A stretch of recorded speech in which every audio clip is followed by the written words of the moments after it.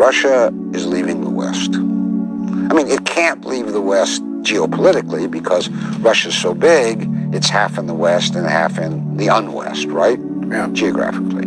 But American foreign policy, NATO expansion, the unwise policies made in Brussels and Washington are driving Russia from the West. No doubt. And when you leave the West, where do you end up, Paul? They are pushing exactly the kind of alliance. Well, with China, of course. And not only China, where else? All major powers that are not members of NATO, including Iran. So,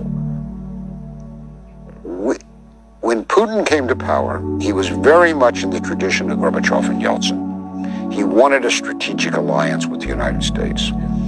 Who was the first person to call up Bush after 9/11? Putin. And he said, George, anything.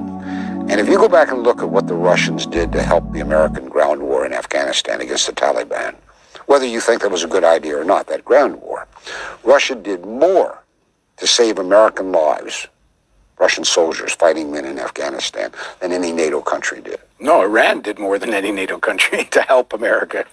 But Russia had assets, unbelievable assets, and corridors for transportation, and even an army, the Northern Alliance, it had kept in Afghanistan. It gave it all to the United States.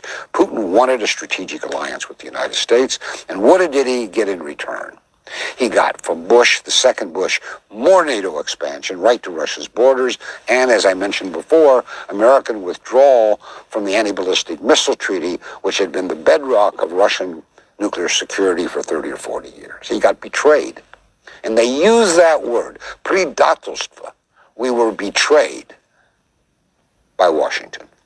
This is serious stuff. The pivot away from the West begins there and continues with these crazy policies that Washington has pursued toward Russia. It doesn't mean that Russia is gone forever from the West. But if you look at the billions of dollars of investment, you look at which way the pipelines flow, you look at Russia, Putin meets like 6 times a year, maybe more, with the leader of China. They've each called each other their best friend in politics. Trump meets with Putin and we think, oh my God, how could he meet? I mean, it's normal. Netanyahu just met with Putin. Nobody said a word. But the point here is that Russia's been torn between East and the West forever. Its best policy, in its own best interest, is to straddle East and West, not to be of the East or of the West.